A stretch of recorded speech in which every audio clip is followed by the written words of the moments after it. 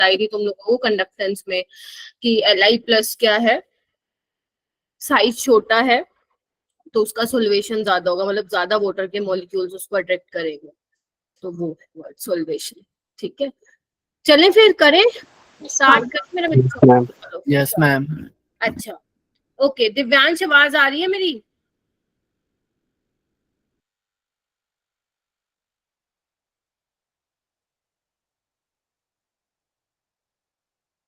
दिव्यांश, आहद आ रही है आवाज? Yes ma'am. अच्छा ठीक है, तो आप लोगों का कल है ना टेस्ट, तो मेक श्योर कि आप लोग रिवीजन क्लास ध्यान से सुनेंगे, क्या क्या कॉन्सेप्ट्स मैं बता रही हूँ। उसके अलावा कोई भी बच्चा बिना नोट्स रिवाइज किए टेस्ट नहीं देगा। समझ में आ गई सबको?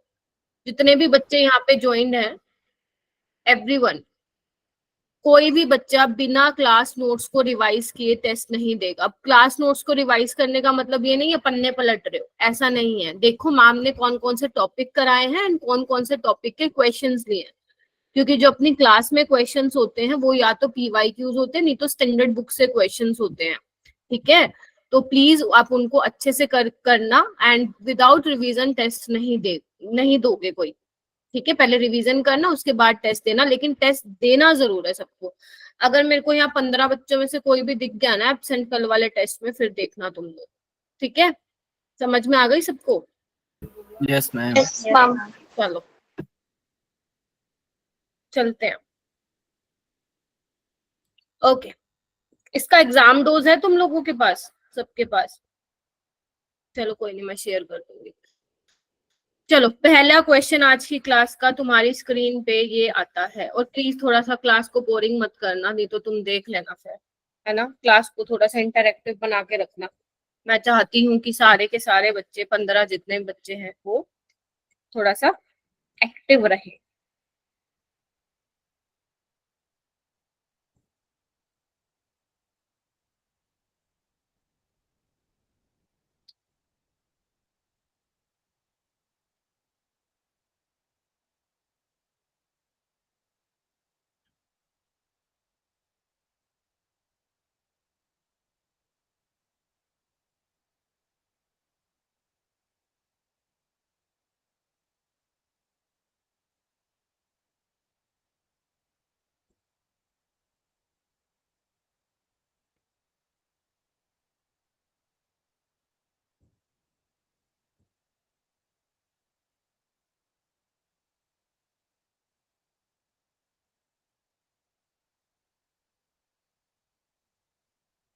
बेटा एक चीज है, एक रिक्वेस्ट है सबसे, प्लीज थोड़ा सा टाइम पे आया करो, है ना। एक्चुअली ना है क्या दिक्कत, गूगल मीट में ना ऑटो एडमिट नहीं हो रहा है, तो मुझे बार बार वो विंडो चेंज करनी पड़ती है एडमिट करने के लिए, तो प्लीज इसलिए थोड़ा सा प्लीज टाइम पे आया करो। अब देखो ना 5:15 की क्लास थी, अब 6-7 मिनट यूं ही निकल गए।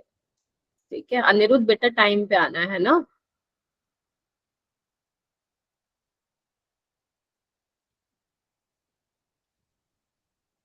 चलो कौन बताएगा मुझे, हैंड रेस कीजिए। देखो थोड़ा ऑर्गेनिक आ गया ना इसमें, नोटिस कर पा रहे हो तुम वो क्या पूछ रहा है? ये सब जेई के PYQs लिए हैं मैंने, और कुछ 2-4 क्वेश्चन अलग दिए हैं।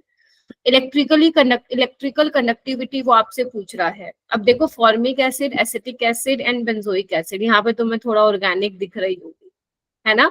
इट मींस इसने क्या किया है, ऑर्गेनिक और फिजिकल केमिस्ट्री का क्वेश्चन जो है आपको मिक्स करके इंटीग्रेट करके दिया है ना। तो यहाँ पे आप लोगों का बेसिक कॉन्सेप्ट तो जाएगा, जो कंडक्टेंस वाला था वो वाला, साथ ही साथ इसमें वो आपसे GOC भी लगवा रहा है। तो मुझे एक बार बताओ कोई कर पा रहा है, नहीं तो फिर मैं करूँ।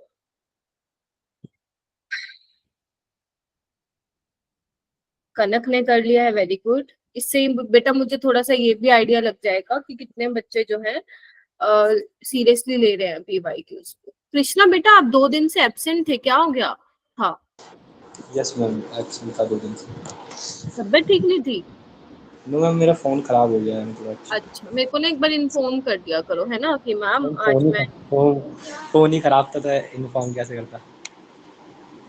अच्छा अच्छा ओके, स्विच हाँ ऑन नहीं हो ठीक रहा है था वो। ठीक है, okay okay, got it got it got it. हाँ फिर तो नहीं कर सकते थे। चलो हाँ कनक आप बताएंगी, बताओ। यस मैम, तो मैम इसमें जो जितने भी एसिड्स हैं उनके कंसंट्रेशन तो सेम है। हाँ। तो हम इसका एसिडिक स्ट्रेंथ देखेंगे, तो जैसे कि जो फॉर्मिक एसिड है उसका एसिडिक स्ट्रेंथ ज़्यादा होता है क्योंकि वो आयंस को जल्दी मतलब डिसोशिएट कर देता है। तो इसका एसिडिक स्ट्रेंथ ज़्यादा होगा तो इसकी इलेक्ट्रिक कंडक्टिविटी भी ज़्यादा होगी, तो फिर ए पहले आएगा और फिर बेंजोइक एसिड आएगा, फिर एसिटिक एसिड आएगा। समझ में आया सबको? एक्सप्लेन करूं? मैं एक्सप्लेन कर देती हूँ एक बार, रुको। देखो बेटा, सबसे पहले तो अपने दिमाग में ये बिठाओ कि आपसे पूछा क्या। आपसे ये पूछा the decreasing order of electrically conductivity from following the aqueous solution. देखो अब यहाँ पे ना तीनों में क्या है, कंसंट्रेशन सेम है। Are you getting my point? मैं फिर बोल रही हूँ, प्लीज ध्यान से सुनना एक एक क्वेश्चन को। अगर कोई गलत फिर कर देगा ना, अगर सेम क्वेश्चन आ गया बाय चांस, सेम या कॉन्सेप्ट आ गया, तो मुझे दिखना नहीं चाहिए कि वो गलत हुआ क्वेश्चन। ठीक है, देखो अब वो आपसे कंडक्टेंस के बारे में पूछ रहे, सबकी जो कंसंट्रेशन है वो सेम है। आपको ये देखना है जो जितनी जल्दी आयंस देगा, है ना, उतना ही ज्यादा उसका क्या होने वाला है, कनेक्टिविटी होने वाला है। मानते हो कि नहीं मानते हो? है ना, मैंने यही बोला था ना, जितने ज्यादा नंबर ऑफ आयंस होंगे उतना ज्यादा कंडक्टेंस होगा। अब आयंस जितने होंगे पहले बनने भी तो चाहिए, आयंस में डिसोसिएट भी होना चाहिए। जो जल्दी आयंस में डिसोसिएट होगा ऑब्वियस सी बात है उसका कंडक्टेंस ज्यादा होगा। यानी कि आपको ये चेक करना पड़ेगा इन तीनों में से कौन जल्दी आयंस में डिसोसिएट हो जाएगा। जैसे कि ये वैसे कॉन्सेप्ट है तुम्हारा जीओसी का, जो कि फिजिकल केमिस्ट्री के क्वेश्चन के साथ इन्होंने दे दिया है। एक बात बताओ, ध्यान से देखना, एक आपके पास है फॉर्मिक एसिड, एक आपके पास है एसिटिक एसिड, और एक है मेरा बेटा आपके पास बेंजोइक एसिड। यानी कि मुझे एक बात बताओ, जितनी जल्दी यहाँ से H प्लस निकलेगा मतलब उतना जल्दी आयन में डिसोसिएट हो रहा है, यही मतलब है ना इस चीज का, हाँ या ना? जल्दी बताओ मेरे को सारे बच्चे। Yes ma'am. Yes ma'am. यही मतलब है। हाँ जी। अब आपको ये देखना है कि कौन जल्दी आयन में डिसोसिएट करेगा। एक बात बताओ, जो ये CH3 ग्रुप है ये अपना क्या लगाता है, प्लस आई इफेक्ट लगाता है, याद है थोड़ा बहुत जीओसी वाला कॉन्सेप्ट? Yes ma'am. है ना, इतना तो मैं एक्सपेक्ट कर सकती हूँ ना कि इतना होना चाहिए याद। ठीक है, तो अपना ये प्लस आई इफेक्ट लगा रहा है, और आपको पता है जो प्लस आई इफेक्ट लगाता है वो एसिडिटी को डिक्रीज करता है, क्योंकि मिथाइल का प्लस आई इफेक्ट होने की वजह से क्या है, वो इलेक्ट्रॉन डेंसिटी क्या करेगा, डोनेट करेगा। ठीक है, अगर इलेक्ट्रॉन डेंसिटी डोनेट करेगा तो ये इजिली क्या है, H प्लस यहाँ से बाहर नहीं निकल पाएगा, ये बॉन्ड कंपैरेटिवली स्ट्रॉन्ग होगा, पहली चीज। ठीक है, तो प्लस आई जो ग्रुप होते हैं मेरा बेटा, वो क्या करते हैं, आपकी इलेक्ट्रॉन डेंसिटी को बढ़ाते हैं, एसिडिटी को कम कर देते हैं। ठीक है, तो अगर मैं मोटा मोटी बात ये बोलूं कि इलेक्ट्रॉन डोनेटिंग ग्रुप क्या होगा, इनवर्सली प्रोपोर्शन होगा एसिडिक स्ट्रेंथ के। ठीक है जी, अच्छा, तो यानी कि एसिटिक एसिड तो नहीं होने वाला है फर्स्ट नंबर पे। अब हम आते हैं इसको देखने, फॉर्मिक एसिड। फॉर्मिक एसिड में ना तो कोई इलेक्ट्रॉन डोनेटिंग ग्रुप है और ना ही कोई इलेक्ट्रॉन विड्रॉइंग ग्रुप है, कुछ नहीं है, सिंपल से H है, इसका कोई इफेक्ट नहीं होता। ठीक है, इसका प्लस आई इफेक्ट नहीं होता है, तो ऑब्वियस ही बात है ना कि फॉर्मिक एसिड का ज्यादा कंडक्टेंस होगा as compare to acetic acid, ये सब मानते हो, और बेंजोइक एसिड से भी। ठीक है, तो मतलब ए तो फॉर श्योर पहले ही आने वाला है। Now moving to next to other part, benzoic acid और एसिटिक एसिड। अब बेंजोइक एसिड में मेरा बेटा जो आपकी ये फिनाइल रिंग है, ये किसकी ये किसकी तरह बिहेव करने वाला है, sp2 करेक्ट। आप क्या बोलोगे, क्या बोलोगे, sp2 है, जबकि CH3 यहाँ पे sp3 है, और आप सबको पता है sp2 की इलेक्ट्रोनेगेटिविटी ज्यादा होती है sp3 से, पता है ये आप लोगों को? ठीक है, तो जितना ज्यादा S करेक्टर बढ़ता है उतना ज्यादा तुम लोगों का एसिडिक स्ट्रेंथ भी बढ़ता है। तो यहाँ पे sp2 हाइब्रिडाइज्ड है कार्बन, इसकी वजह से इसका क्या लगेगा, फिनाइल रिंग का यहाँ पे माइनस आई इफेक्ट लगेगा, जिसकी वजह से इसकी एसिडिक स्ट्रेंथ एसिटिक एसिड से ज्यादा होगी। तो यानी कि पहले नंबर पे फॉर्मिक एसिड आएगा, फिर आएगा C वाला, और फिर आएगा B वाला। यानी कि कॉन्सेप्ट क्या था, जीओसी का था, जो इन्होंने कहाँ पे दे दिया, ये इन्होंने दे दिया कंडक्टेंस वाले क्वेश्चन। ठीक है, तो इलेक्ट्रॉन विड्रॉइंग ग्रुप एसिडिटी को बढ़ाता है, मैं यहाँ पे लिख देती हूँ, अगर नहीं पता है तो आप लोगों को पता होना चाहिए। ये बेसिक कॉन्सेप्ट जब आप लोगों की ऑर्गेनिक स्टार्ट होगी, तो अगर आप लोगों को ये बेसिक कॉन्सेप्ट नहीं पता, like plus I effect, minus I effect, acidity, basicity, aromaticity, तो you will face some problem in organic. ठीक है, तो ये थोड़ी छोटी छोटी बातें हैं जो आप लोगों को पता होनी चाहिए। ठीक है जी। तो यहाँ पे फिनाइल रिंग का क्या लग रहा है, माइनस आई इफेक्ट लग रहा है, जिसकी वजह से उसका एसिडिक स्ट्रेंथ ज्यादा है एसिटिक एसिड से। ठीक है जी। तो यानी कि formic acid, benzoic acid and then जल्दी बोलो एसिटिक एसिड। एसिडिक हाँ, मुझे आगे चलना चाहिए। देखो एक एक क्वेश्चन को मैं डेप्थ में समझाऊंगी, इसीलिए मुझे बोल देना अगर डाउट है तो प्लीज, मैं फिर से समझा दूंगी, नहीं तो फिर मैं आगे चलूँ। और जो बच्चे लेट ज्वाइन कर रहे हैं, मेरा बेटा थोड़ा सा जल्दी आया करो, कन्नू थोड़ा सा जल्दी आया बेटा, है ना। चलो चलूं आगे जल्दी से, गिव मी थम्स अप कि मैम आगे चलिए।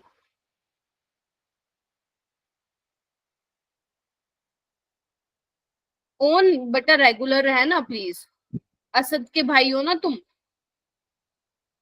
Asad Yes, brother. ma'am. हाँ Yes, ma'am. रेगुलर आया करो भाई, अच्छा लगता है भाई टीचर को क्लास में ज्यादा बच्चे होते हैं। पिछली क्लास में सिर्फ 16 स्टूडेंट्स थे। हाँ बोलो, कुछ कहना है ओन। No, ma'am. Can I tell you? Okay okay, now this is your second question, try to solve this question बेटा, करो। गुनगुन मैंने तुम्हारा डाउट देख लिया था, मैं क्लास के बाद में बताती हूँ बेटा, ठीक है। ओके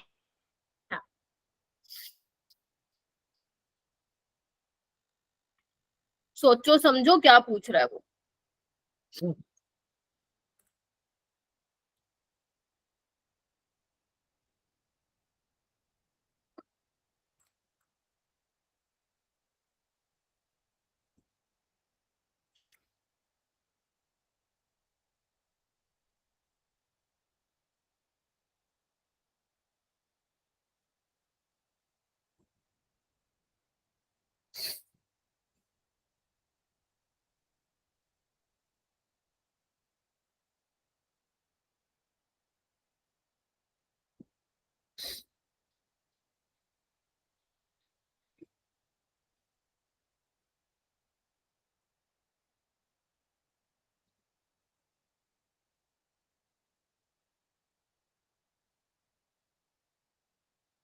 अनुराग आपने कर लिया ना ये चैप्टर, अनुराग और अनिरुद्ध, अनिरुद्ध है ना, हाँ।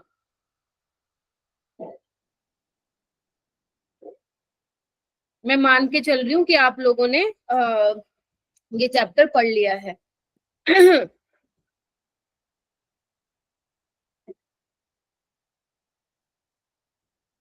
हाँ जी, सोच लिया क्या पूछा हद इसमें बेटा।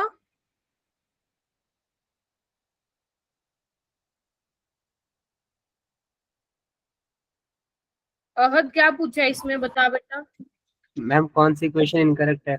हाँ बताओ फिर कौन सी इनकरेक्ट है, अप्रोच कर पा रहे हो। मैम फर्स्ट या फिर लास्ट शायद। शायद हाँ। बी और सी डी। ठीक है, बी और सी ठीक है, सेकेंड और थर्ड ऑप्शन ठीक है according to you. Yes ma'am. Okay ठीक है। ओके तो आयुष कह रहा है डी, कनक ने भी हैंड रेस किया है, कनक इशिता आप सब डी कह रहे हैं क्या, Krish Dikshant. Yes Yes, ma'am. ma'am. D होगा यस इसमें। Ma'am okay D option. Krish कैसे किया बेटा,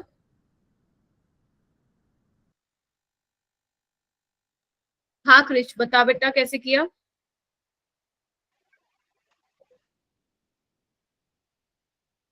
आप लोगों को मेरी आवाज तो आ रही है ना, हाँ क्रिश। वो क्या नाम है, दीक्षांत तुम बताओ। मैम जिसमें मैं मैम लास्ट वाले में NaBr में से हमें NaBr दिया है और NaL दिया है, इसमें हाँ Na तो नेगलेक्ट हो जाएगा बट I नेगलेक्ट हो। Very good. देखो इधर क्या पूछा है इसने, इक्वेशन इनकरेक्ट पूछा है। देखो सोल्व करने की भी जरूरत नहीं है, इधर देखो लेफ्ट हैंड साइड नजर मारो, NaBr माइनस NaCl, तो Na वाला कैंसिल आउट हो जाएगा, बचेगा क्या, सिर्फ यहाँ पे Br और Cl वाला कंडक्टेंस बचेगा, मानते हो सभी के सभी। आगे आओ राइट हैंड साइड पर, KBr है KCl है, K वाला हटा दो, K वाले तो कैंसिल आउट हो जाएंगे, यहाँ पे Br और Cl वाला बचेगा, तो यानी कि दोनों बराबर होंगे, it means A is correct.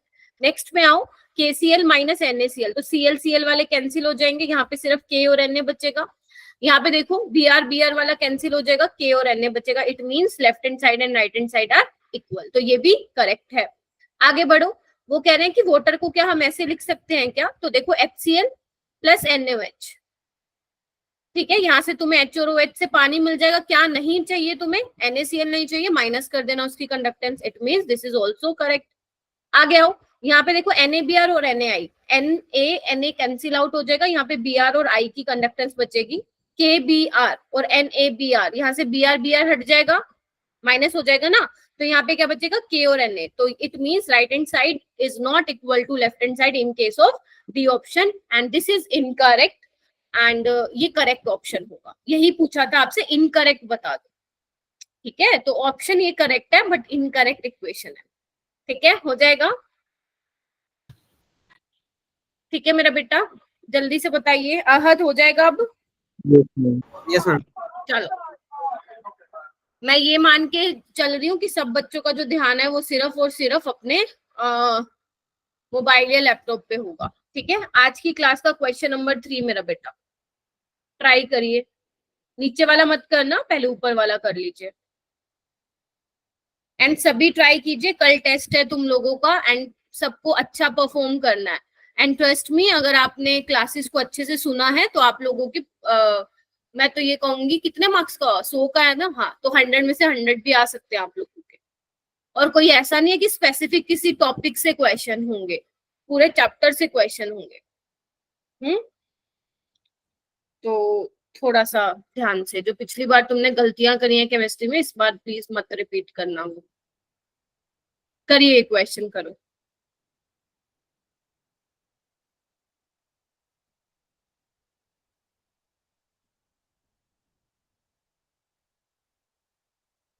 अभिषेक बेटा रेगुलर रहो, तुम भी रेगुलर नहीं रहते हो, ठीक है, अगर कोई जेन्युइन प्रॉब्लम होती है तो आप एक बार मुझे बता सकते हो कि मैम इस वजह से मैं क्लासेस नहीं ले पाया। Sakshi try to be active बेटा in class, Kannu you also, Shiva तुम भी बेटा, रिजुल, अक्षिता, हाँ जी, okay, Krish and Kanak raise their hand, very good बेटा। इस वाले क्वेश्चन में तो देखो मैं सबसे एक्सपेक्ट कर रही हूँ कि हैंड रेज होना चाहिए, मैंने तो अभी कुछ मुश्किल पूछा ही नहीं, देखो ना 2005 में पूछा था एक क्वेश्चन, मैंने आपको ना क्लास में ऑलरेडी 21, 22, 23, 24 सबके क्वेश्चन करा दिए ऑलमोस्ट, तो ये वाले करो। ये क्या सिर्फ एक ही स्टूडेंट ने किया है, क्रिश आपने नहीं किया बेटा? मैम कर रहा हूँ अभी। अच्छा, अनिरुद्ध, अक्षिता, अनुराग गुप्ता, पृथ्वी, ट्राई करो बेटा,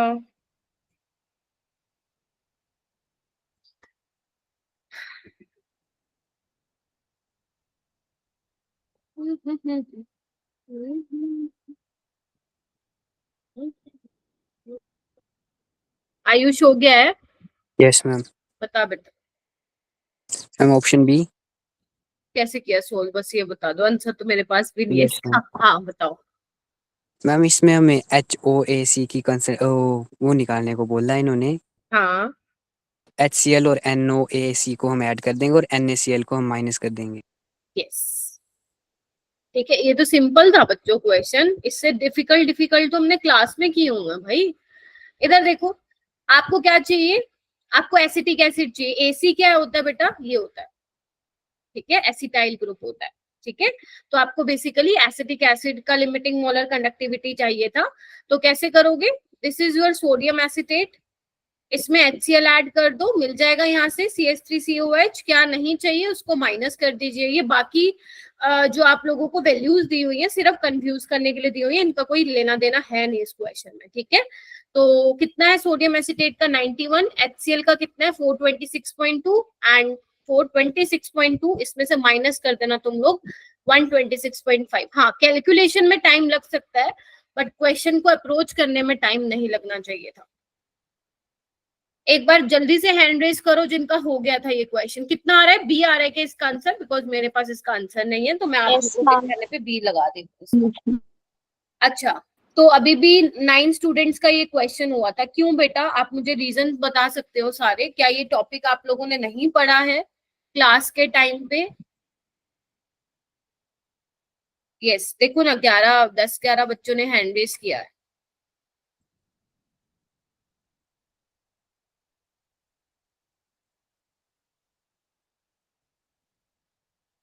साक्षी आपने नहीं पढ़ा है ये टॉपिक? शिवा, पृथ्वी नहीं किया है बेटा ये वाला टॉपिक? अच्छा, पृथ्वी का हो गया। भाई क्लास में आते तो पढ़ना होना चाहिए। चलो नेक्स्ट क्वेश्चन कीजिए। ये मैंने शायद मैम हो गया। क्लास में कराया था ये क्लास में मैंने, याद नहीं है मेरे को। मैक्सिमम कंडक्टिविटी अहद हो गया। यस मैम, हाँ, डी आंसर है इसका। डी। Yes ma'am. देखो वैसे तो मेरे को याद आ रहा है शायद क्लास में करवाया हो, बट छोड़ो। ये कोऑर्डिनेशन कंपाउंड्स में आप पढ़ोगे, बेसिकली कोऑर्डिनेशन कंपाउंड्स है ना? फिर से वही क्या किया इन्होंने, कंडक्टेंस वाला इन्होंने टॉपिक इसके साथ मिला दिया है। तो आपको इसमें वही देखना है, जितने ज्यादा आयंस होंगे उतना ज्यादा क्या होगी, कंडक्टेंस होगी। तो यहाँ पे बाहर देखो 3 Cl निकलेंगे, है ना, और एक ये वाला, तो 4 यहाँ हो जाएंगे, यहाँ पे 3 हो जाएंगे, यहाँ पे 2 हो जाएंगे, यहाँ पे 0 आयन हो जाएंगे। इवन जब आप कोऑर्डिनेशन कंपाउंड्स पढ़ेंगे तो उसमें आपका सेकेंड टॉपिक होगा वर्नर थ्योरी, वहां पे आप लोग ये पढ़ते हैं। ठीक है, तो आई होप यहाँ पे पता चल गया होगा जितने नंबर ऑफ आयंस होंगे, बिकॉज फोर्थ ऑप्शन में 4 आयंस होंगे। ठीक है, जो ये वाली आपकी होती है ना एंटिटी होती है, डिसोसिएट नहीं होती है सॉल्यूशन में जाने के बाद। तो यहाँ पे टोटल आपको कितने आयंस मिलने वाले मेरा बेटा? 4 आयंस मिलने वाले हैं। तो इस केस में सबसे ज्यादा कनेक्टिविटी होगी, तो फोर्थ ऑप्शन क्या होगा मेरा बेटा? करेक्ट होगा। ठीक है जी, चलूं आगे, बताइए सारे एक बार। जैस्मीन yes, लेट हो ma'am. गया बेटा, जैस्मीन लेट हो गई बेटा। Yes sir.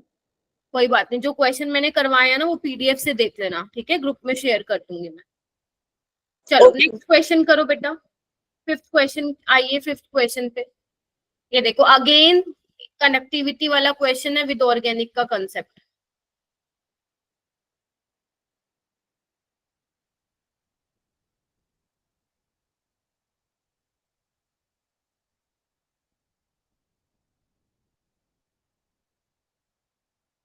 Very good Divyansh, very good Ayush. कोई नहीं, बाकी बच्चे टाइम ले लो, कोई बात नहीं।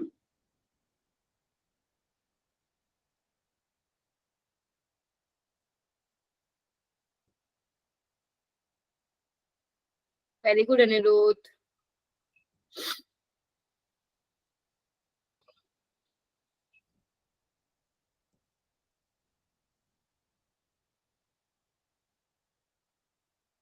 Very good Kanak and Krish. Very good Krishna. ये हुई ना बात, ये हुई ना बात। तभी मजा आता है जब आधी क्लास हैंड रेस कर लेती है। शाबाश। कृष्णा क्या आ रहा है बेटा? मैम पहला नहीं हुआ, मतलब दूसरा वाला किया मैंने।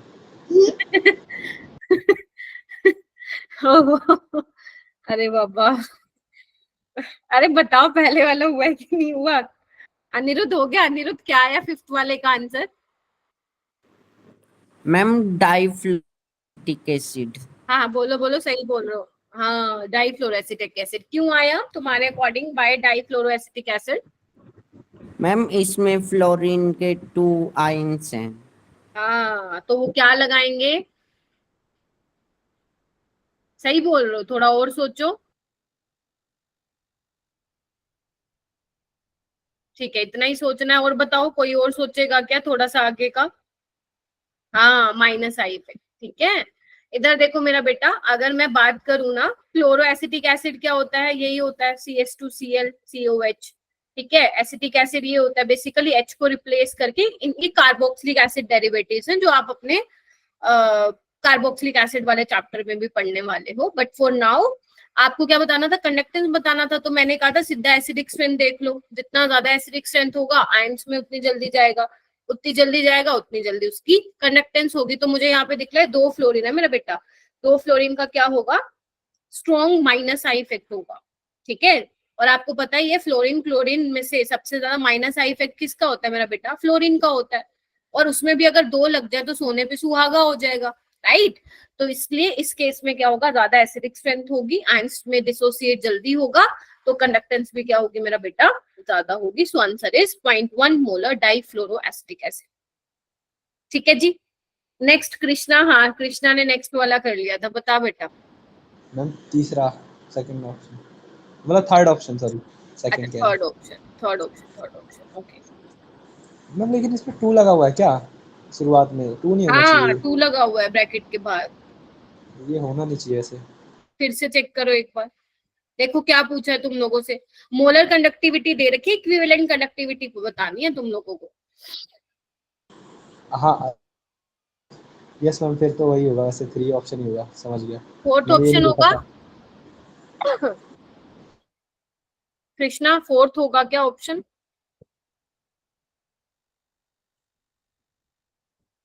देखो एक बार, देख लो सारे क्या आ रहा है तुम लोगों का, एक बार ट्राई कीजिए सॉल्व करने का।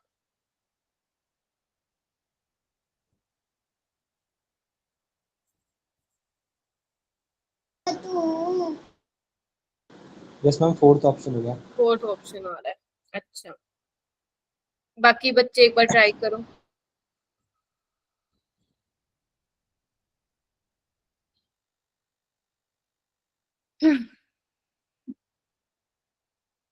एक मैंने रिलेशनशिप बताया था, याद है क्या तुम लोगों को? इक्विवेलेंट कंडक्टिविटी और मोलर कंडक्टिविटी के बीच में क्या था वो?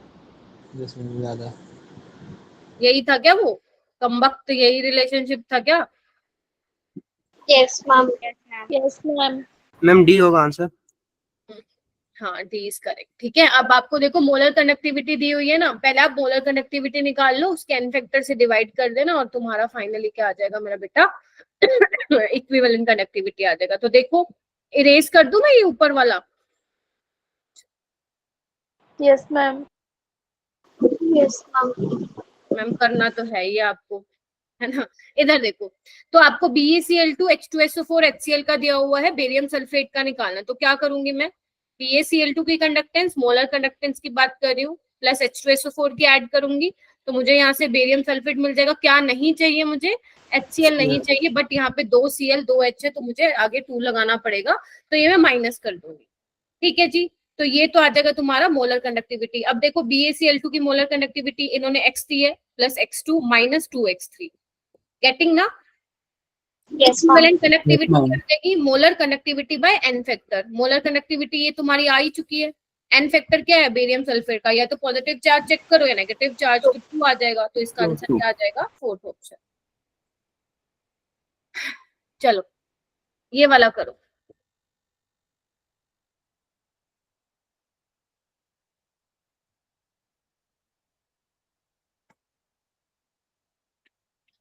हाँ, इसमें देखो थोड़ा सा टाइम जाएगा क्योंकि न्यूमेरिकल है ये।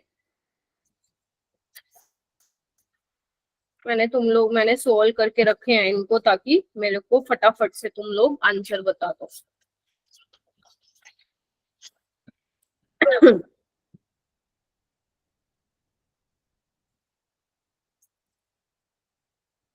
हाँ, पढ़ो पहले क्वेश्चन को, देखो क्या कह रहा है।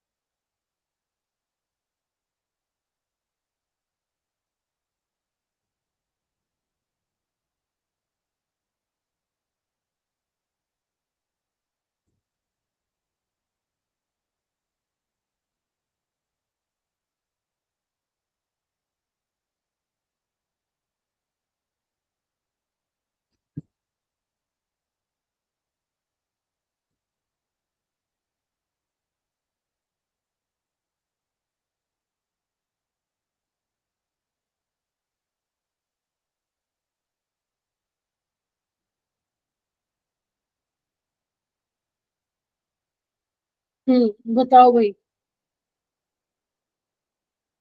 ओके, दिव्यांश का हो गया। अगर आंसर नहीं निकालो कोई बात नहीं, मेरे को अप्रोच बता दो बस इसका बेशक।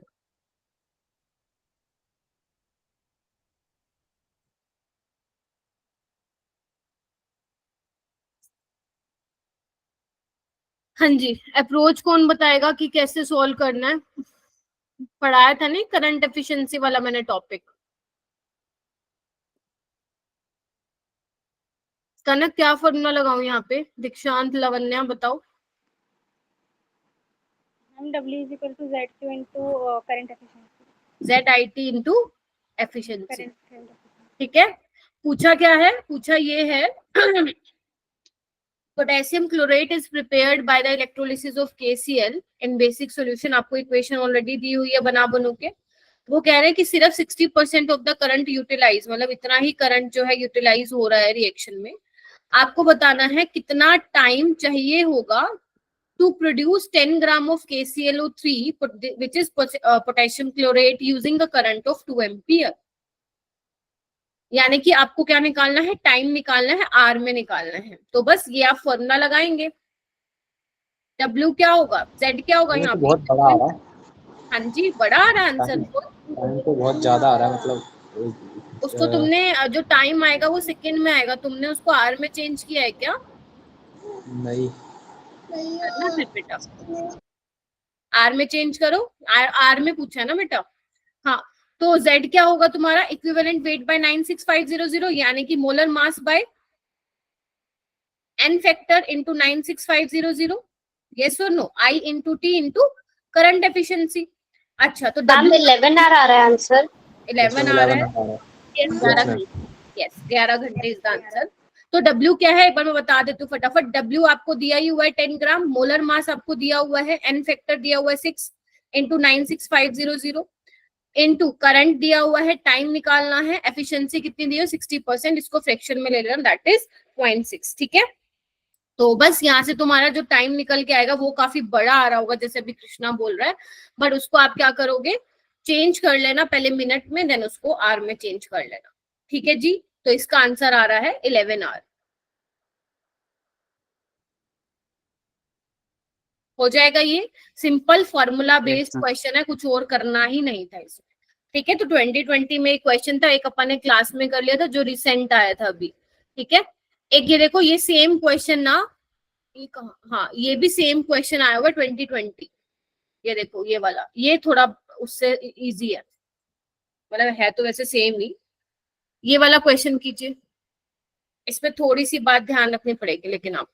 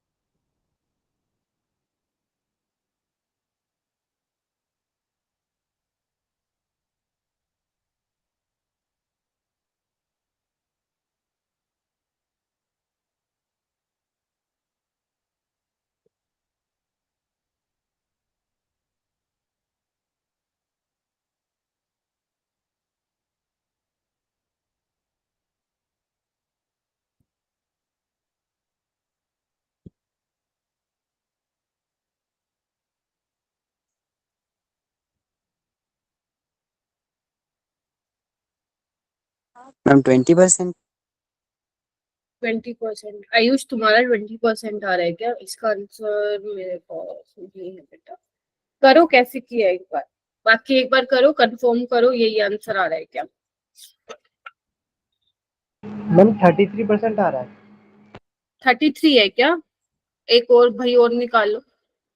33 आ रहा है, 20 आ रहा है, देखना पड़ेगा। Let me just check the answer.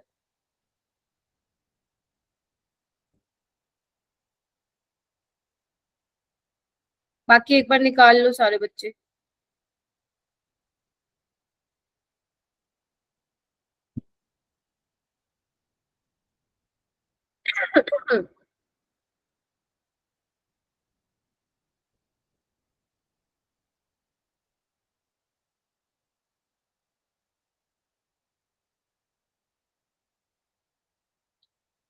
आ रहा है किसी का?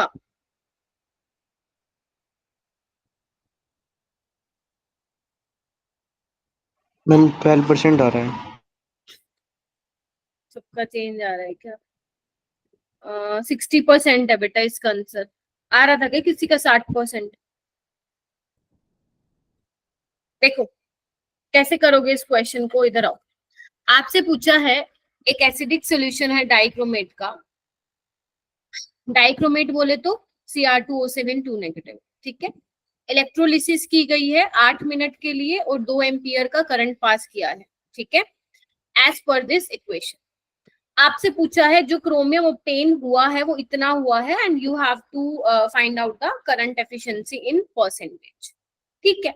अब तुम लोगों ने ये वाला फॉर्मूला लगाया होगा, W is equal to molar mass by n factor divided by into molar mass by n factor into 9650। अब यहाँ पे लेना 96,000, ठीक है, जो उसने दिया वही लेना पड़ेगा। I इंटू टी ये सबने लगाया होगा। अब W कितना है? 0.104 ग्राम, कोई दिक्कत नहीं है। अब इधर सुनो ध्यान से, अगर तुमने मोलर मास इसका 52 लिया है ना, तो आप n फैक्टर 6 नहीं ले सकते मेरा बेटा, क्योंकि जब तुम 6 फेराडे की इलेक्ट्रिसिटी पास करा रहे हो तो 2 × 52 ग्राम डिपॉजिट होगा। ये बात किसी ने नोटिस की क्या इस वाले क्वेश्चन में? अगर आप n फैक्टर 6 ले रहे हो तो आपको मोलर मास को 2 से मल्टीप्लाई करना पड़ेगा। अगर आप मोलर मास 52 ले रहे हो तो यानी कि आपको यहाँ पे n फैक्टर फिर मेरा बेटा 3 लेना पड़ेगा, ठीक है बात। इंटू 96,000। आई क्या है निकालना है क्या? दिया ही हुआ है 2 एम्पियर, ठीक है। और टाइम कितना दिया हुआ है? 8 मिनट है, इसको 60 में मतलब सेकंड में चेंज कर लो। इंटू ईटा करंट एफिशिएंसी, जो भी आंसर आएगा मल्टीप्लाई कर देना 100 से, तुम्हारा आंसर आ जाएगा। मैम 60% 60%, हाँ वही आएगा, 60% इसका आंसर आएगा। बट यहाँ पे हो सकता है तुम लोगों ने गलती की हो। किस किसने बच्चे ने यहाँ पे गलती की थी? 52/6 किस किसने ले लिया था? हैंड रेज करो फटाफट से।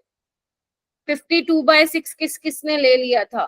हाँ, तो ये गलती हो गई होगी, तो ये ऐसी गलती मत करना, आंसर नहीं आएगा वरना। मैम 60 आ गया। आ गया? चल।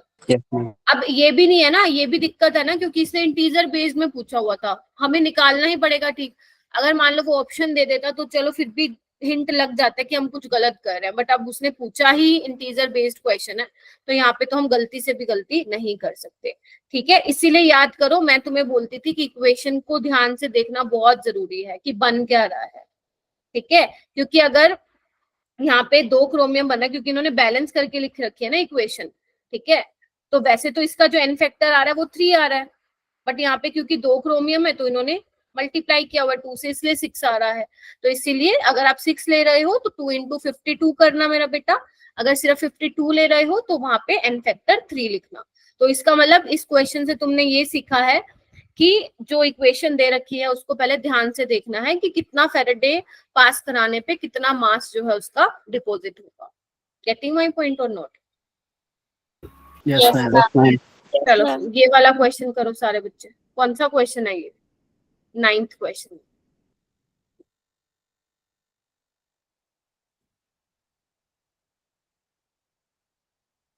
इससे इजी तो क्वेश्चन मैं शायद दे नहीं सकती थी तुम लोगों को।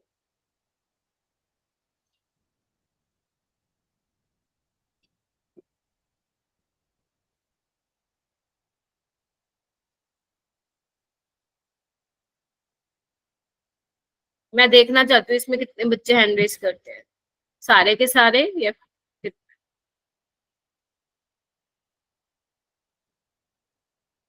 आंसर कोई नहीं बताएगा।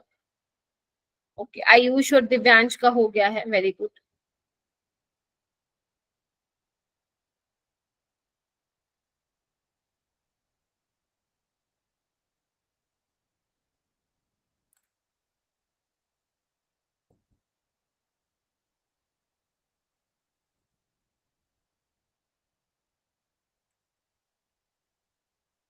मुश्किल है क्या क्वेश्चन?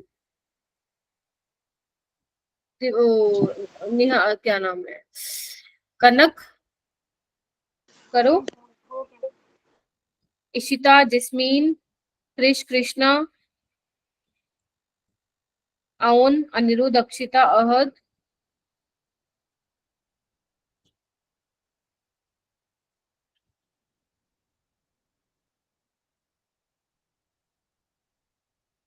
वेरी गुड अनिरुद्ध, कनक।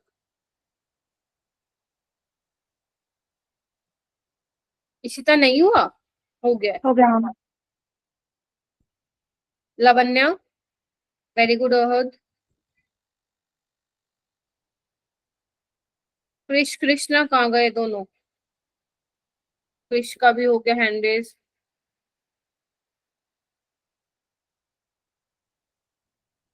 Very good Lavanya. साक्षी, शिवा, सुजल, करो मेरा बेटा। दीक्षांत, ओन, अक्षिता, अभिषेक। कितना आ रहा है? ये जो 11 बच्चों ने हैंड रेज किया है, क्या आ रहा है सबका answer? Ma'am option D. Option D. Fourth option आ रहा है। अब तुम बताओ, इससे इजी क्वेश्चन दे सकती थी क्या मैं तुम लोगों को? 2 फेराडे का इलेक्ट्रिसिटी पास करो कॉपर सल्फेट सोल्यूशन, तो कितना मास डिपॉजिट होगा भाई? कैलकुलेट भी नहीं करना था तुम लोगों को। तो आपको पता है यहाँ पे कॉपर +2 में है ना, तो 2 इलेक्ट्रॉन लेके कॉपर बनाएगा, तो 1 मोल कॉपर कब डिपॉजिट होगा? जब 2 फेराडे चार्ज पास करोगे। और 1 मोल किसके बराबर है?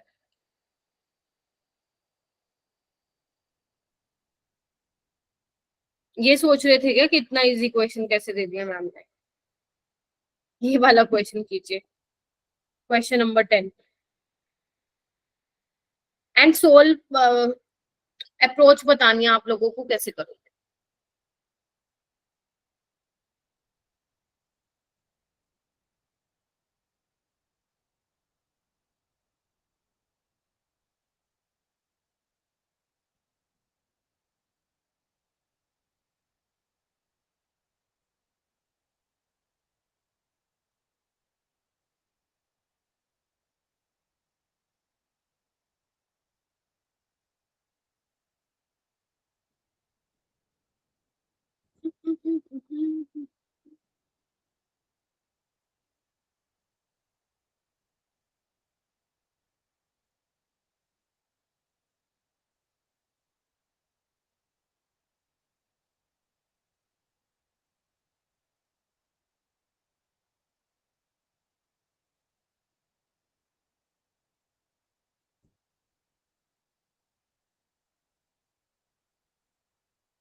शाबाश।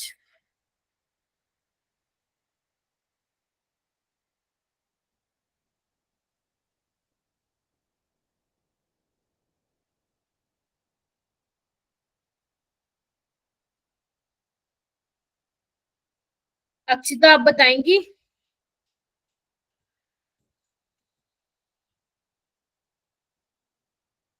ये तुम लोग हैंड्स डाउन क्यों कर रहे हो? पहले का था क्या हैंड रेज?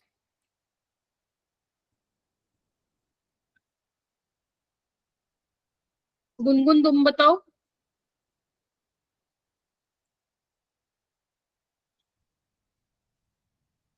गुनगुन। मैम पहले हम इसमें फराडे का फर्स्ट लॉ लगाएंगे मैम, जिससे हमने एजी के मोल्स निकाले हैं। एजी के मोल्स निकाले हैं? हाँ, वो तो 1 मोल आ जाएगा फिर। Yes ma'am. मैम उसके बाद हमने फिर मैम H2O वाले का मैम मोल्स निकाले हैं, तो वो 1/4 मोल आएगा O2 का, तो हम फिर PV is equals to NRT use कर सकते हैं। अरे नहीं, गूगल वाला मेथड यूज मत करो भाई। मैंने जो सिखाया बस वही करो। वो तो गूगल वाला तो कंफ्यूज आ जाता है। ठीक है, तुम्हारा 5.6 लीटर आ रहा होगा। और बताओ, किसी ने कैसे किया है? कोई ऐसा बच्चा है जिन्होंने क्लास वाला मेथड किया है? मैम मैंने तो यूनिटरी मेथड से किया है। हाँ, वही रिपीट, मतलब वही एक्सप्लेन कर देता। करूँ मैम एक्सप्लेन? हाँ हाँ हाँ हाँ, गोन बेटा, हाँ। तो पहली रिएक्शन में मैम उसमें 108 ग्राम सिल्वर डिपॉजिट हो रहा है, और रिएक्शन के थ्रू देखूंगा तो 1 फैराडे में ही 108 ग्राम हो जाएगा। तो अगली उसमें देखूं मैम H2O में, तो उसमें हम 4 फैराडे में 1 मोल O2 डिपॉजिट होना चाहिए। हमें 1 फैराडे दे रखा है, तो मैम 4 से डिवाइड कर दिया मैंने सिंपली। अच्छा, कितना आ रहा है? और एक मोल में हम 22.4 लीटर होते हैं, तो 4 से डिवाइड करो तो 5.6 लीटर आ गया था। हाँ, यही वाला, यही मैंने क्लास में कराया था। देखो क्या पूछा उसने, 108 ग्राम सिल्वर डिपॉजिट हो रहा है कैथोड पे फ्रॉम एजीएनओ। तो आपको पता ही है, एक फेराडे जब आप इलेक्ट्रिसिटी पास करोगे तो 108 ग्राम ही होगा। तो वो पूछ रहा है कि ऑक्सीजन गैस का वॉल्यूम कितना प्रोड्यूस होगा एसटीपी पे, क्योंकि एसटीपी की कंडीशन दी हुई है ना, 273 केल्विन और 1 bar pressure from water by the same quantity. मतलब जब तुम एक फेराडे का ही चार्ज पास कराओगे तो कितना ऑक्सीजन गैस का वॉल्यूम जो है वो प्रोड्यूस होगा, ये बताना था। तो तुम्हें ये पता चल गया कि 108 ग्राम डिपॉजिट के लिए 1 फेराडे चार्ज पास कराना पड़ेगा। अब तुम्हें ऑक्सीजन का वॉल्यूम चाहिए, तो क्या दिख रहा है यहाँ पे, बैलेंस कर लेते हैं। बैलेंस है क्या? नहीं, बैलेंस नहीं है। यहाँ पे मुझे ये करना पड़ेगा फिर, ठीक है, हाफ ऑफ ऑक्सीजन। आप 2 से मल्टीप्लाई करो, जो करना है करो, ठीक है, बैलेंस कर लेना लेकिन, ठीक है। तो यहाँ पे मुझे क्या दिख रहा है कि 2 फेराडे से मुझे कितना मिल रहा है, हाफ इंटू 22.4 लीटर मिल रहा है, आधा मोल मिल रहा है ना, इतना वॉल्यूम मिलेगा एसटीपी पे। तो 1/1 फेराडे से कितना मिलेगा, हो जाएगा ये 5.6 लीटर आ जाएगा। दिव्यांश ने कैसा किया, दिव्यांश ने ये इक्वेशन लिख दी है ना, तो उसका नीचे 4 आ गया। हो जाएगा क्या सबसे, ये यस मैम। आंसर आ जाएगा 5.6 लीटर, ठीक है। वो जो गूगल पे दिया हुआ है ना, PV is equal to NRT, वो करने की जरूरत नहीं है मेरा बेटा, ठीक है। क्यों करना है ये, जब इससे हमारा आ रहा है, उसमें कितना तुम लोगे, पॉइंट आर की वैल्यू लोगे, फिर टेम्परेचर लोगे, इतने में तो टाइम निकल जाएगा पेपर में, ठीक है। तो इसका आएगा 5.6 लीटर। ये वाला क्वेश्चन करो, सारे एक से एक पढ़ के क्वेश्चन है।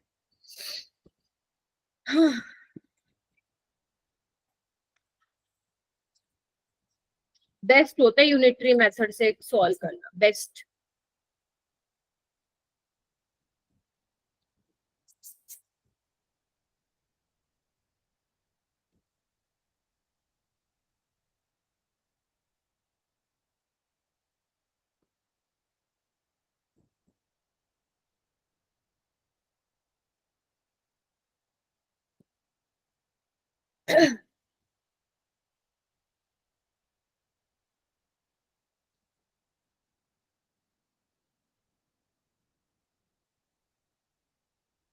अगर इसके तुम लोगों को क्वेश्चन करने हैं ना अच्छे खासे प्रैक्टिस, तो तुम मॉड्यूल कर सकते हो, काफी अच्छे क्वेश्चन हो। बट पहले नोट्स रिवाइज करना है।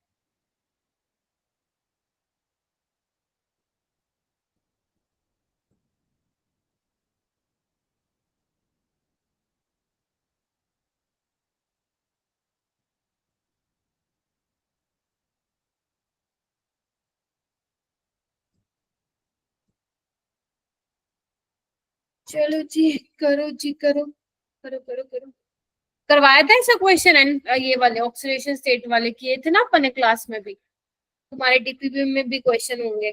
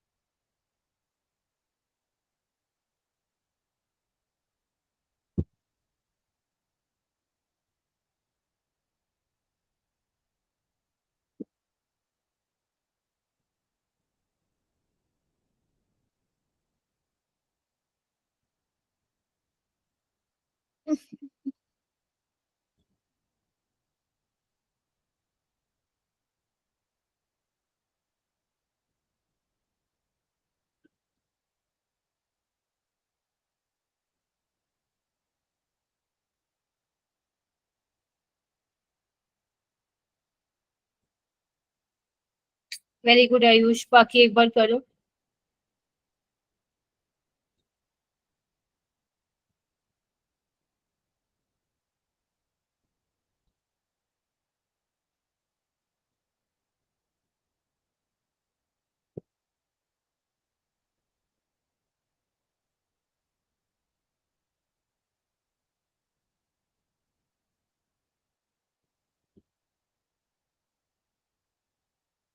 चलो आंसर तो आ जाएगा, तुम लोगों का अप्रोच बताओ। चलो हैंड रेस करो सारे, मुझे अप्रोच चाहिए। आंसर तो तुम निकाल लोगे, मुझे मालूम है, वो तो कहीं से भी आ जाएगा। अप्रोच बताओ। ओके, कनक, आयुष, दिव्यांश, वेरी गुड। और अहद ट्राई कर बेटा। अनिरुद्ध, जो अब क्लास में नहीं बोलता है ना, मैं उसका नाम भी नहीं शाउट आउट करूंगी, फिर तुम मुझे मत कहना मैम तो हमारे नाम ही नहीं लेते।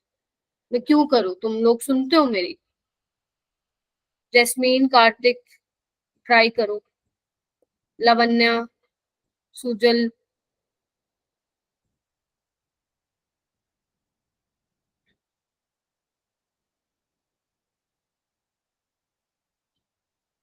इससे पता है क्या पता चल रहा है, अगर मैं ऑफलाइन होती ना, सही बता रही हूँ,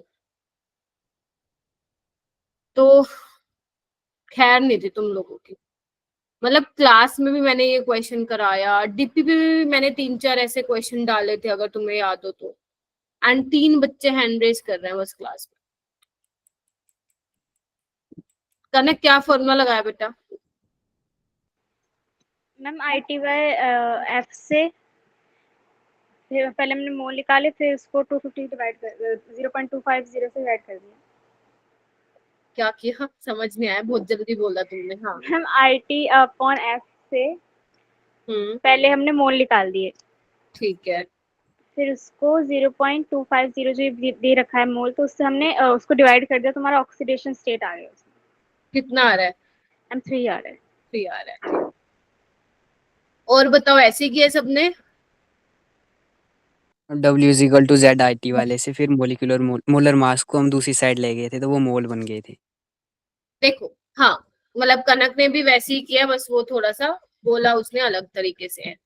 देखो, आपको क्या निकालना है यहाँ पे? ऑक्सीडेशन स्टेट निकालना है। आप सबको पता है, जब भी हम कोई इक्वेशन लिखते हैं तो हम ऐसे ही लिखते हैं ना।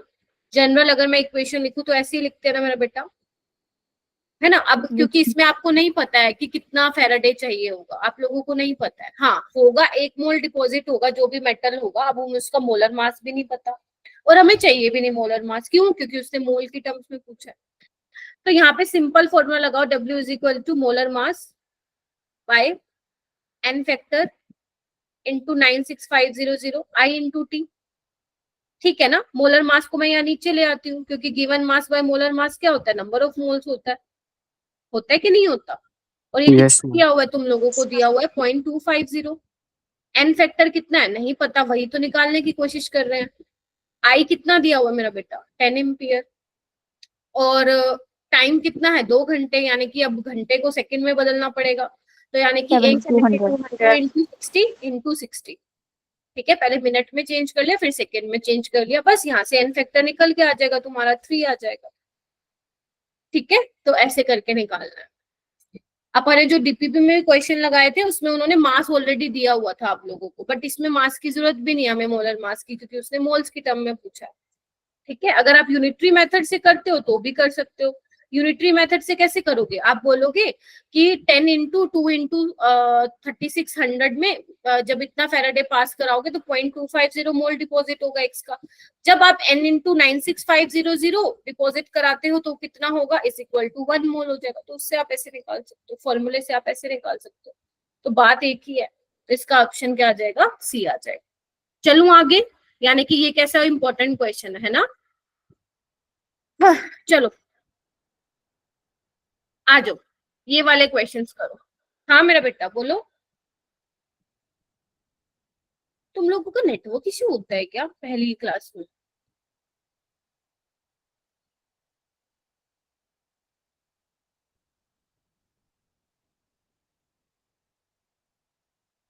कल मुझे स्क्रीनशॉट भेज देना बेटा टेस्ट का, याद से, जब भी अटेम्प्ट करेंगे आप लोग।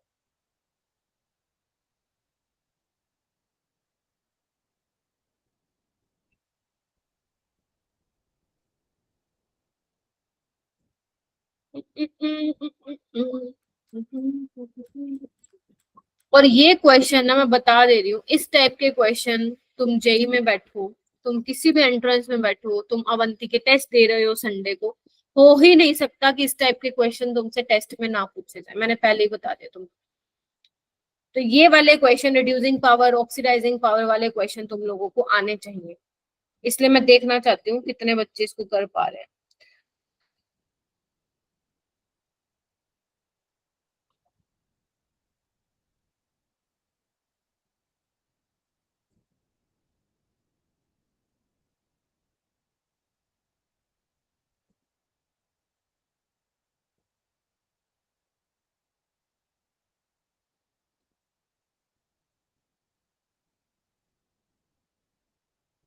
ये तो पहला ही, आई थिंक पहली क्लास का टॉपिक है ये तो, जो मैंने पूछा है।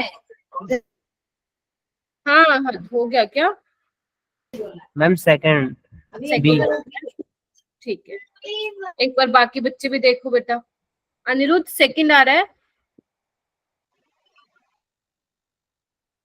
मैम सेकंड ऑप्शन आ रहा है। ओके, कैसे किया अनिरुद्ध, एक बार मेरे को बता दो बेटा।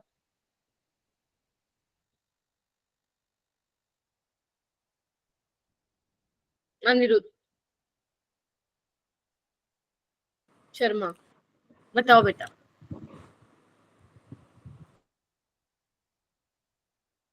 आवाज आ रही है मेरी? है, चुप क्यों गए? लावण्या?